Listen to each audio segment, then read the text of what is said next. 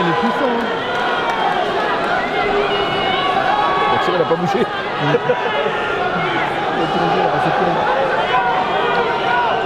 a pas bougé.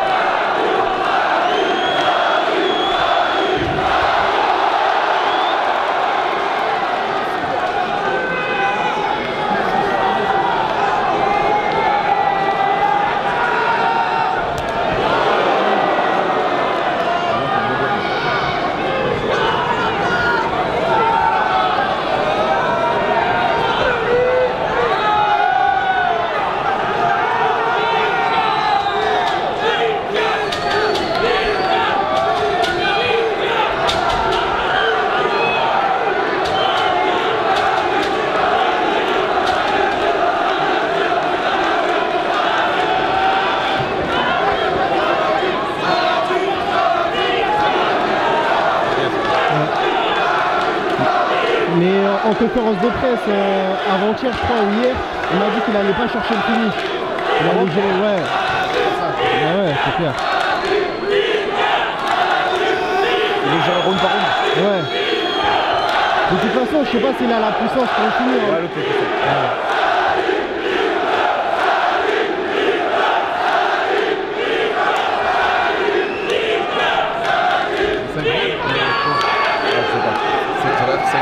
Ouais.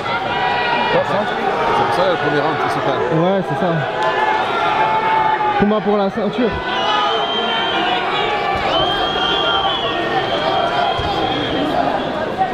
C'est ça. C'est 5 rounds. C'est pour ça le premier round, c'est un peu calme.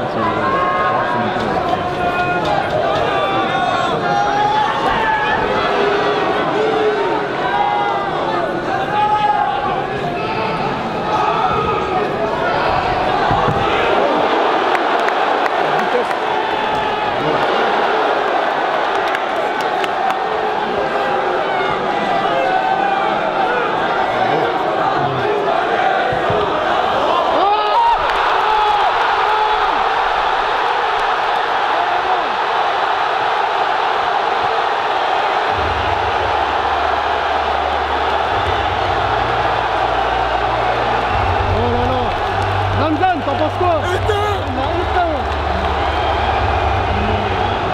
Il l'a éteint.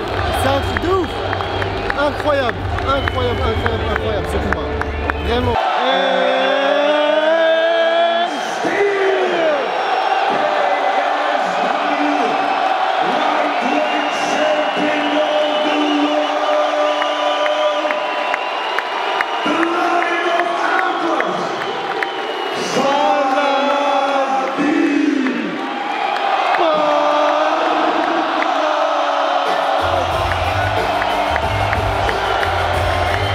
Ça fait super plaisir. Moi, je ne m'attendais pas à mettre dans la équipe comme ça. J'ai beaucoup travaillé, je travaille beaucoup. Je fais tous les jours. J'ai vraiment tout pour aller là-bas. J'ai l'habitude d'en bas de la salle et voilà, c'est l'entraînement qui m'aide. Donc voilà, merci beaucoup. Merci tous les Français qui étaient vraiment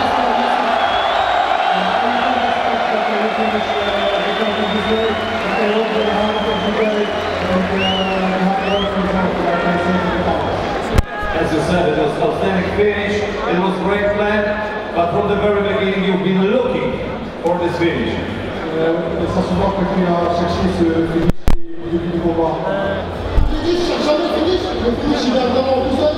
Voilà, faut pas chercher si tu t'exposes du tout. J'ai beaucoup travaillé et je pensais pas finir comme ça. Donc voilà, j'ai fini comme ça et c'est super. Voilà, c'est que le travail qui paye, vraiment. C'est que ça.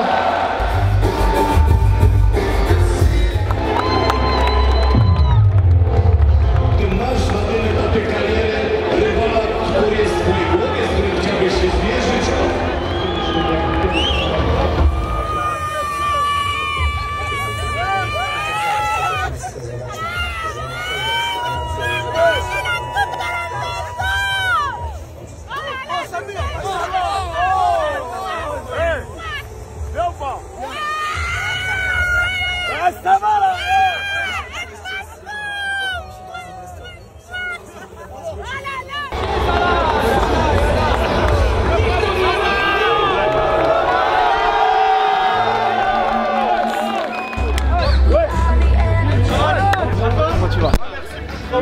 c'est gentil, c'est pas fini. Non, ça là, bah bravo. Soirée parfaite ou quoi? Soirée parfaite, hein. On a fini en beauté.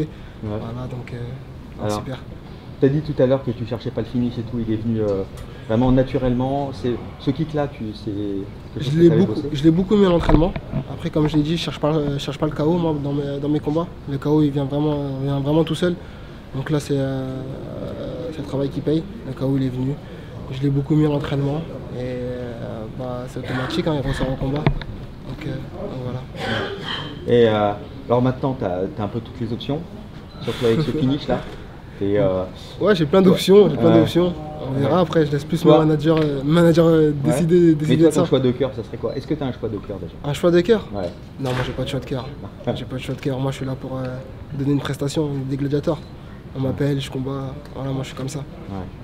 Ouais.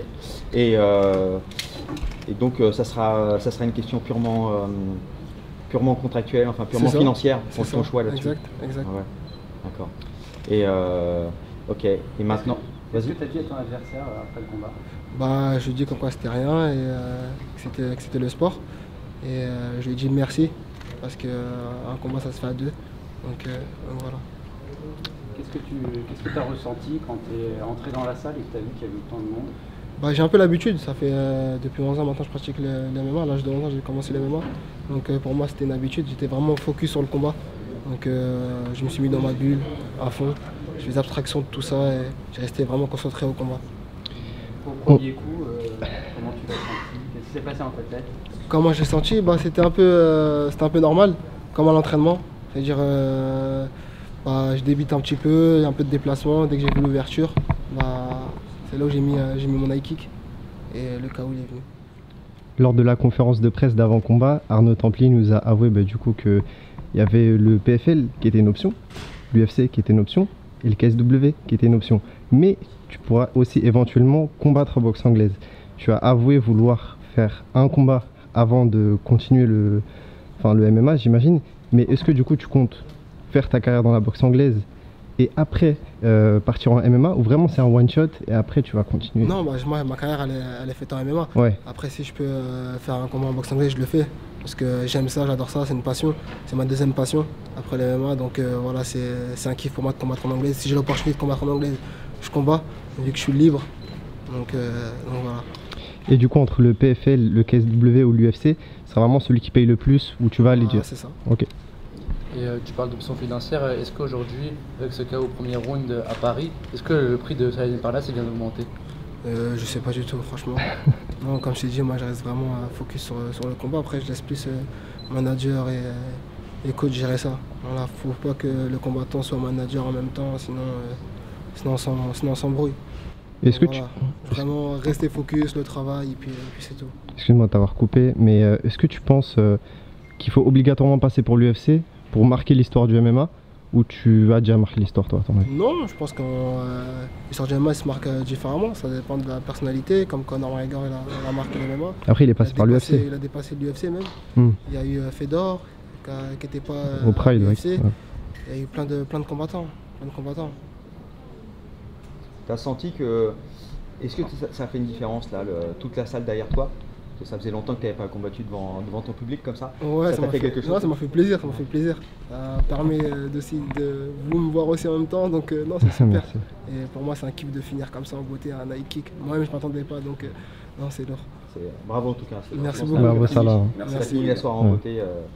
Voilà, que demande le peuple. Merci. Merci à toi Salah. Merci les gars, merci beaucoup.